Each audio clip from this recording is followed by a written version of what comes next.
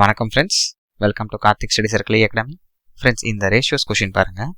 உங்களுக்கு A:B ratio கொடுத்துருக்காங்க, B:Cக்கும் கொடுத்துருக்காங்க, C:D அப்புறம் D:Eக்கு கொடுத்துட்டு நம்மளை என்ன கேட்குறாங்க, ஏக்கும் ஈக்கும் என்ன ரேஷியோ வரும், இதுதான் கொஷின். ஃப்ரெண்ட்ஸ், இந்த கொஷின் ஆன்சர் பண்ணோன்னா நமக்கு இந்த ஒரு ஃபார்முலா தெரிஞ்சால் போதும். அதாவது A/E, A:1 தான், A/Eனாலும் ஒன்று தான். ஃப்ரெண்ட்ஸ், இது நல்லா தெரிஞ்சு வச்சுக்கோங்க.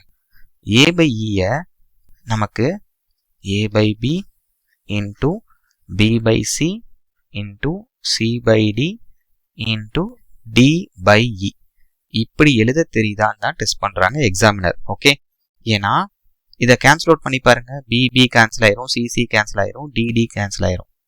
லெஃப்ட் அவுட் வந்து பார்த்தீங்கன்னா மேலே A கீழே E தான் நிற்கும். புரியுதா?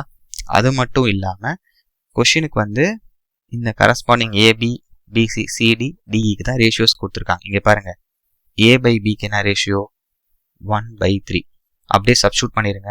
B/Cக்கு 6/7, C/Dக்கு 14/5, D/Eக்கு 10/9.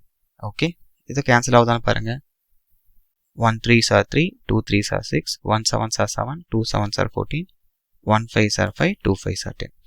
அப்போ மேலே எல்லாம் மல்டிபிள் பண்ணுங்க. 2 2s are 4, 4 2s are 8.